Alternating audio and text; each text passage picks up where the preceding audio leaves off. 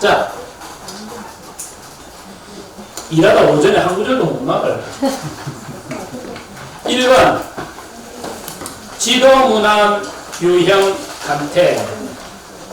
지도 두 가지로 해석하시면 됩니다. 지극한 도라고 해석하셔도 되고 도에 이르는 길 이렇게 해석하셔도 되고, 최고 단계에 가는 길은 어렵지 않다. 이 말 그대로 해석하지 마있어요. 어렵지 않다 크면 수로 어려운가 봐.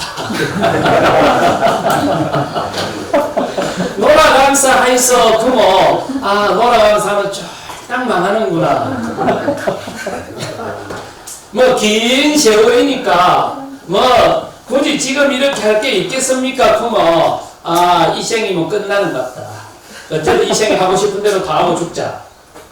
이 말에 속지 마있어요. 말에 속으면 안 보이는 겁니다. 그 순간은 우리도 그렇지 않던가요? 지금 우리가 한반도를 보면, 이 한반도라는 표현이 적절한지는 몰라도 지난 6.25 이후에 지난 60년 동안 이 사우스 코리아나 노스 코리아나 전쟁이 없었지 않습니까? 우리가 일상적으로 한반도는 5,000번 이상의 외침이 있었다고 했죠. 그러면 이 60년 동안의 전장이 없는 지극히 평화로운 시대가 한반도 역사상 몇 번이나 있었을까요? 60년을 놓고 보면. 그래도 짧게 끊어서 보면 매 순간순간은 평화롭던가요? 코피 터지던가요? 코피 터지더만. 우리 사무실을 봐도 10년 지내놓고 20년 지내놓고 보면 엄청나게 발전했죠. 그런데 사무실의 자금 담당자는 보면 매 순간순간 콩을 먹더만. 그게 긴 세월을 보면 흐름이 보이고 평화로울지 몰라도 매 순간순간은 전쟁터라카니까요. 여러분은 안 그렇던가요? 한 60, 70년 살아보니까 뭐 잘 살았네 싶은데 매 순간순간도 그렇게 평화롭던가요? 매 순간순간도 전쟁터던가요? 뭐 다 그렇더만.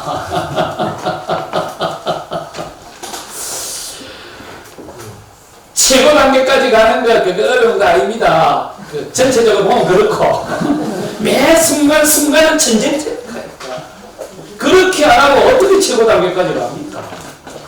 지금 우리가 뭐 IT 산업에 뭐 온갖 이야기를 다 하지만 애플은 요즘도 그 깃발로 걸어놨습니까? 해적 깃발. 뭐 영화도 안 보셨나? 왜 애플 본사에 가면 해적 깃발로 걸어놨거든요? 그 해골 바가지. 그게 뭔가요? 애플은 처음부터 훔치 묵을 수 있는 거는 다 훔치 묵는다. 그러니까 애플은 원래 기술이 별로 없었잖아요. 뭐 전 세계에 있는 모든 기술을 다 훔쳐 먹었잖아요. 그리고 훔치 먹는 걸 두려워하지 마. 상대가 훔쳐갔다 그러면 어쩝니까?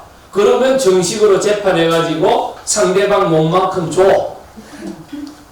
또 그걸 두려워하지 않는 거예요. 전 세계 IT 산업의 기술자들은 자기 기술을 애플이 훔쳐가기를 학수고대로. 그리고 이게 정확하게 자기 역할이 있었다는 게 인정이 되면 천문학적으로 돈을 줘요. 훔쳐오기를 잘하자 하니까. 그리고 들키면 씨 웃고. 그래도 애플을 해적 깃발 아예 걸어놓고. 그리고 초창기에 그 애플은 주 90시간 일했다 하니까. 그러니까 옷 갈아입을 시간이 없는 거예요. 주 90시간 일하면 상상도 안 되잖아요. 옛날에 우리 다 그리 했는가. 그래갖고 초기 작업 힘써난 거지. 그러니까 괜히 남이 한 세월 다 보내놓고 인생 사는 거 뭐 별거 없더라 푼다고 또 처음부터 알고 별거 없네 푸지 말고 죽을 탕살동 지극한 도에 도달하려고 하면 최상의 단계에 도달하려고 하면 우리가 살아가는 매 순간순간은 전쟁터야. 그러나 한 발 빼서 조금 여유를 갖고 보면 그것 또한 여유로워. 그 말을 착각하지 마세요. 어렵지 않다 그런다고 별로 안 어렵다 그러는데 왜 이렇습니까? 굳이 말해서. 우리가 살아가는 매 순간은 전쟁터야. 그러나 또 한 발 빼서 보면 또 그 나름대로 또 멋있는 것도 있어. 그리고 이 유형 간택, 단지 당신이 갖고 있는 가치관을 갖고 그 가치관의 기초에서 존재를 구분하거나 차별하거나 좋은 거는 취하고 싫은 거는 밀쳐내려고 하지 마. 이제 장사꾼이 되라 말입니다.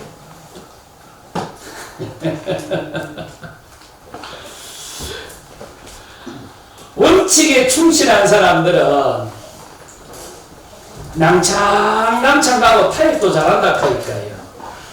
그러면서 자기 원칙은 딱 지키고 가는 거죠. 그런데 이 자기 자신감이 없거나 자기 확신이 부족하면 벽을 많이 쌓는다. 그게 두려워서 그래요. 자기 확신이 없어요. 정말 자기 확신이 뚜렷하다면 두려워할 게 뭐가 있나요? 그냥 뭐 다 펼쳐놓고 누구든지 오세요 하면 되지. 그러고 보니까 우리도 백이 좀 못 받는다. 반성합니다. 그러니까 유형한테 당신이 갖고 있는 기준을 갖고 존재를 구분하거나 차별하거나 또는 너무 경직되게 세상을 살려고 하는 그 기준만 유형 싫어하세요. 내려놓으세요. 그러면 됩니다. 그런데 그 마음을 내려놓는 게 이게 사람을 잡는다. 그러니까 그 마음을 내려놓으면 살기가 편해. 그런데 그 마음을 내려놓는 그 과정이 지난해. 그 과정이 바로 전쟁터야. 요 숨겨져 있는 구절을 읽어내야 됩니다. 그러지 않고 그냥 뭐 그 마음 내려놓으면 되겠네. 뭐 그래갖고는 인생 쫄딱 망합니다. 그래서 어떤 할매가 오더만 어제 걸레하고 행주 같이 살면 어떡하대. 그러면 이제 인생이 쫄딱 망하는 겁니다. 예, 그러고 하면 안 되고 걸레는 걸레고 행주는 행주니까 본성적 측면에서는 구분되는 게 아니지만 우리가 살아가는 현상적 측면에서는 분명히 구분할 것도 해야 됩니다.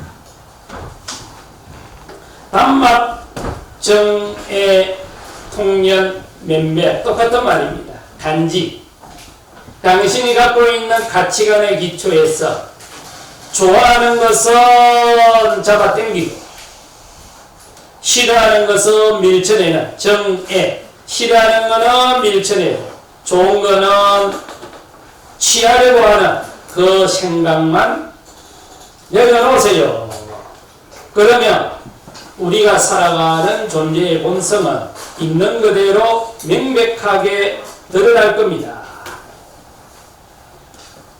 호리유차 천지행격 털끝만큼의 차이가 결과는 엄청난 거리를 가져옵니다.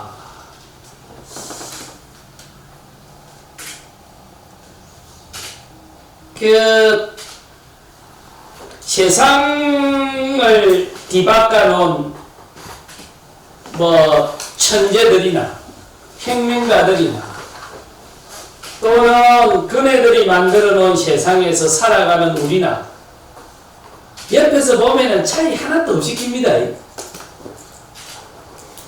아마 부처님도 당신은 정신때가 되면 밥을 어디서 먹나 하고 고민했을 거예요. 아, 그러지 않겠습니까? 예. 그러니까 통도사서 우리가 어른생들 모시고 살아보면 매 공양하실 때마다 와 이리 나물이 짬노 그런 말씀 하시거든. 그러면 아니 저 어른들이 저 너무 큰 스님이라고 그러는데 맨날 밥 짜다프고 밥 질다고 하고 우리 옆에서 보면은 저 진짜 큰 스님 맞나 싶다 할까요? 차이를 못 느낀다 하이. 그런데 어른을 모시고 살아보면 큰 일을 처리할 때 보면 확실히 달라요. 이 큰 인물은 큰 일을 처리할 적에 쌍박하게 해주는 거고, 적은 인물은 적은 일을 처리할 적에 쌍박하게 하는 겁니다. 그렇게 차이가 별로 없는 거예요. 아마 우리가 잘 알다시피 유전자를 보면 원숭이나 사람이나 DNA에 뭐 차이가 있겠습니까? 그 조그마한 차이가 엄청난 결과를 만들어내지 않습니까? 뭐 사람 사는 거 똑같지 뭐. 그것은 그거지 뭐. IQ 200짜리나 100짜리나 내처럼 89짜리나 뭔 차이가 있겠나요? 그런데 그 눈에 보이지 않는 조그마한 차이, 당신의 삶은 결정적으로 바꾸어갈 겁니다. 그러니까 악마는 디테일에 있다 하듯이 우리가 가고자 하는 방향이 거창하다 해가지고 사소한 걸 너무 소홀하게 하지 마세요. 우리는 얼추 발생합니다. 내용 구조를 조그마한 차이가 당신 인생을 통째로 바꿔갈 겁니다. 그렇기 때문에 큰 거는 큰 것대로 보시고 사소한 것도 너무 소홀하게 하지 마세요. 욕덕행전 막존 순녀. 존재를 욕덕 행전, 당신이 존재를 있는 그대로 바라보고 싶습니까? 당신이 처해 있는 상황을 있는 그대로 바라보고 싶습니까? 그러면 하지 마세요. 존재에 대해서 당신의 가치관을 갖고 이거는 좋은 것, 저거는 싫은 것, 이렇게 막존, 존재에 대해서, 대상에 대해서, 상황에 대해서 이런 것들을 하지 마세요. 어떻게 하지 마냐면 순nhập, 내가 갖고 있는 가치관의 기초에서, 과거의 나의 경험의 기초에서 이거는 정말 좋네, 순, 이건 아주 안 좋네, 역, 이런 거 하지 마세요. 그런데 우리가 가치관이라는 표현을 씁니다만 그거는 철저하게 우리의 과거의 경험이죠. 우리가 뭔가 알고 있다라는 말은 그 지식 또한 과거의 경험의 결과물이지 않습니까? 이게 서양 사람들은 인지오류 이런 표현을 쓰지 않습니까? 그래서 그 인지오류를 교정을 해야 됩니다. 부처님이 계속 표현했던 게 뭐냐면 깨침을 계속 강조를 했죠. 부처님이 계속 강조했던 것은 깨침입니다.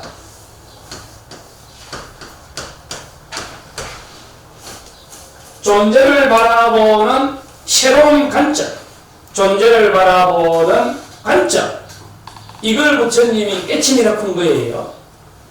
다른 말로는 알미였죠. 지식, 지혜, 전부 아는 것과 관련된 용어죠. 깨침도 마찬가지고. 부처님은 당신이 존재를 바라보는 수준만큼, 암만큼 당신의 삶이 결정됩니다. 그러니까 당신의 지혜의 수준이 높아지면 삶의 질도 성숙된다. 삶의 질을 성숙하게 해서 어찌해야 됩니까? 지혜를 성숙시키세요. 이걸 서양 표현으로 빌리면 인지의 수준이 삶의 질을 결정한다. 그래서 수행을 했거나 안 했거나 많은 불교도들은 깨침을 주목하지 않습니까? 그럼 내가 알고 있던 알미, 수행을 통해서 내 경험이 성숙되어 보니까 기존 알고 있던 알보다 새로운 알미 있네? 그렇게 되면 삶이 또 한 단계 성숙되어 가는 거죠. 그러면 요 알을 성숙하기 위해서는 어떻게 해야 됩니까? 철저하게 경험에 기초하세요. 경험을 통한 알미, 정말 진정한 알미입니다. 나중에 본문에도 나오겠습니다만 사유를 통해 갖고 획득한 암보다 몸을 통해서, 경험을 통해서 획득한 알미, 알미 진의 측면에서 월등히 뛰어납니다. 요 경험이라는 말을 불교 전문 용어로는 수행이지 않습니까? 지혜는 깨치면 지혜가 되겠죠? 지혜는 철저하게 수행을 통해 가지고 성숙시켜가는 겁니다. 수행, 경험, 요 말의 다른 말은 행동이지 않습니까? 인지, 지혜, 이것이 당신 삶을 가려는 분기점입니다. 요 인지의 수준을 높이기 위해서는 반드시 행동을 통해서, 수행을 통해서, 경험을 통해서 인지의 수준을 높이세요. 사유를 통해서 인지의 수준을 높이는 것보다 경험을 통해서 인지의 수준을 높여가는 것이 월등히 뛰어나고 효과적입니다. 그 포인트를 쓰죠. 우리도 한번 보시죠. SNS 같은 데 보면 서양의 어린애들이 맹상하는 프로그램들 많이 떠돌아다니죠. 그러고는 맹상을 하니까 애들의 삶의 태도가 좀 바뀝니다. 상당히 긍정적으로. 참 맹상의 효과가 좋습니다. 그런데 왜 효과가 좋디까 구모 말로 못한다 하니까 그냥 좋다는 거예요. 그러지 않으면 피 뽑아가지고 그 신경gen달 물질이 어떻고 요래비고 의식을 만들어지는 물적 토대가 있겠죠? 우리 몸이라고 하는. 그 몸이 작동을 해서 의식이라고 하는 현상이 나오겠죠. 그러면 몸은 의식을 일으키는 물적 토대죠. 의식 자체는 아니지 않습니까? 그런데 의식을 설명을 하면서 의식 자체를 설명을 못하니까 물적 토대로 계속 주목을 하고 있는 거죠. 그렇게 해가지고 맹상의 효과, 맹상은 분명히 의식의 부분이었는데 이 부분을 설명을 못하니까 다시 물적 토대로 환원해갖고 물적 토대로 설명을 하고 있는 거거든요. 그러면 우리가 뭐 한 건 저지르면 좀 반성해. 그러면 좀 책상에 앉아라 지금부터 반성하자. 그게 반성이 되던가요? 네, 잘 안 되더만. 어찌 빠져나갈까 요 생각만 하고 다음에 만나면 커피 어찌 터줄까 요 생각만 하지. 그럼 왜 반성이 되노? 그래 만약 반성을 경험을 해야 돼요. 혹시 여러분들 한 건 저지를 적에 저지르는 그 순간은 본인이 분명히 자각이 잘 되던가요? 저지를 놓고 나서 한 건 했네 이렇던가요? 우리가 화를 낼 적에도 화를 내는 순간은 막 길길이 화를 내지 않습니까? 그러다가 본인이 화를 낸다는 걸 자각이 되니까 좀 화가 푹 꺼져비더만. 그럼 여러분들이 혹시 맹상을 한다고 수행을 한다고 배를 보고 있으면 배가 보이던가요? 어제 한 건 저지른 것도 한 생각 탁 떠오르던가요? 떠올릴 때 있잖아요. 그러면 망상 풀할 도 망상 되던가요? 그 생각하고 좀 놀던가요? 좀 놀죠? 근데 그냥 놀아만 치던가요? 간간히 자기 꼴도 한번 보여지던가요? 보여지잖아요. 이거 좀 미안하네 싶은 생각 나잖아요. 그리고 다음에 만나면 나 미안하다 소리라도 한마디 해야 되겠네? 이런 생각 안 나던가요? 그럼 우리가 반성을 한다, 성찰한다 볼 적에 꼭 책상에 앉아갖고 막 사유해가지고 그랬는데 요랬는데 저랬는데 그럴 수도 있죠. 그런데 배만 보고 있어도 그 장면이 탁 떠오를 수 있잖아요. 그럴 때 성찰이 이루어질 수도 있죠. 그거는 경험하는 거잖아요. 사유하는 게 아니잖아요. 부처님이 이야기했던 게 그거란 말이에요. 이게 맹상의 아주 중요한 효과 중에 하나예요. 그런데 서양 애들은 이걸 설명을 못해요. 그래서 집에서 남편들 한 건 저지르면 선방에 보내라 하니까 그거 집에 가다 놔놓고 성찰한다고 막 반성해 반성문 써준다고 안 쓴다 하니까 1시간만 앉혀놓으면 거기에서 망상을 아무리 피우더라도 한두 번은 지가 한 건 저지르는 거 미안해 생각이 든다 하니까 본인이 자기 모습을 자각을 하면 변화가 와요. 자각이 안 돼서 변화가. 깨침이라는 게 자각이잖아요. 그러니까 생각을 바꿔주는데 사유를 통해서 바꾸는 것도 좋지만 경험을 통해서 바꾸는 게 가장 확실합니다. 이게 불교 정통수행법의 주류예요. 부처님도 그러십니다. 이 말은 중국도 그랬고 인도도 그랬고 저희들도 마찬가지인데 특별하게 뭐 성찰하세요 뭐 하세요 이런 표현을 잘 안 쓰니까 반성하자 하고 기분 좋은 사람 누가 있나요? 제가 이 맹상을 하는 그룹들한테 계속 요구하는 게 건강과 관련된 용어를 쓰세요. 뭐 케어라든지 이런 용어를 가급적 쓰지 마세요. 헬스라는 용어를 가급적 쓰세요. 되도록. 왜냐하면 내가 다른 사람으로부터서 보호를 받는다가 기분이 좋을까? 내 스스로 내가 딱 보호를 해나가 내 스스로 내 일을 해결해 가는 게 기분이 좋을까요? 여러분들은 받는 게 기분이 좋던가요? 주는 게 기분이 좋던가요? 그러면 뭔가 다른 사람의 도움이 필요한 거는 그 사람들이 있죠. 우리가 처해 있는 상황에 적응을 못하거나 아예 몸에 물리적으로 문제가 생겼거나 자기 스스로 자기 문제를 해결 못하는 사람도 있죠. 그러나 우리가 흔히 이런 표현을 써서 적절하지는 모르겠습니다만 정상인이라고 이야기하는 사람들은 다른 사람으로부터서 보호받는 걸 썩 그렇게 좋아하지 않습니다. 자기 스스로 자기 문제를 해결해 가기를 원해요. 그게 훨씬 효과도 좋고 그런 사람들이 최소한 인류는 절반 이상이라고 합니다. 그러니까 아까 서두에 말씀했던 것처럼 서양 사람들은 명상을 갖고 가가지고 자기 삶의 주인공으로 쓰기보다는 자기들의 전공 분야의 보조도구로 많이 썼죠. 그 보조도구로 가장 많이 쓴 데가 의료계였죠. 그리고 심리 상담하는 데였죠. 그러다 보니까 명상은 항상 누군가를 치료하는 보조도구. 이 개념이 더 강해져 빈 거예요. 그런데 이 사람들이 명상을 이제 제대로 알고 나니까 명상은 자기 삶의 주인공이 되자는 거예요. 뭔가 조금 개념 선택이 좀 문제가 있네. 그래서 메디테이션이라는 용어보다는 아트라는 용어로 쓰자는 겁니다. 그게 훨씬 더 직접적이다. 정상인을 들합니다. 자, 존재를 있는 그대로 바라보고 싶은가? 그러면 당신이 갖고 있는 기준을 내려놓으세요.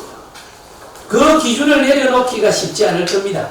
그 기준 내려놓는다고 책상에 앉아갖고 머리 많이 쓰시지 말고 선방에 가서 배를 조금 봐보세요.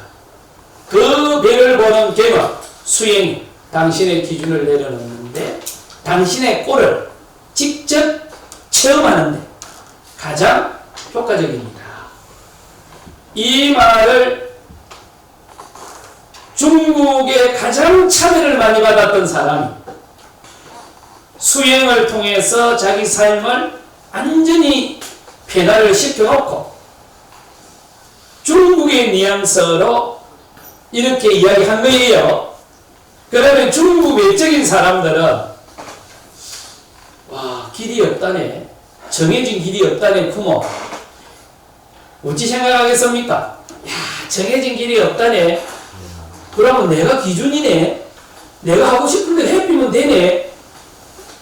중국 사람들은 그리 생각할 거예요.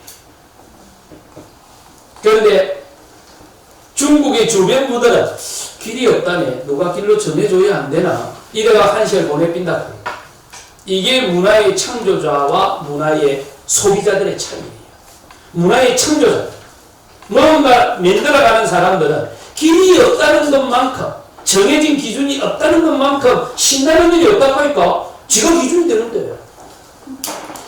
근데 문화의 소비자들이나 주변부들은 길이 없다는 소리가 가장 당혹스러울 거예요. 이게 왜 이러는 거예요?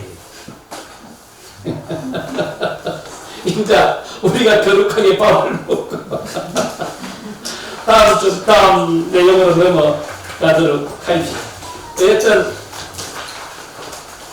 끝으로 좀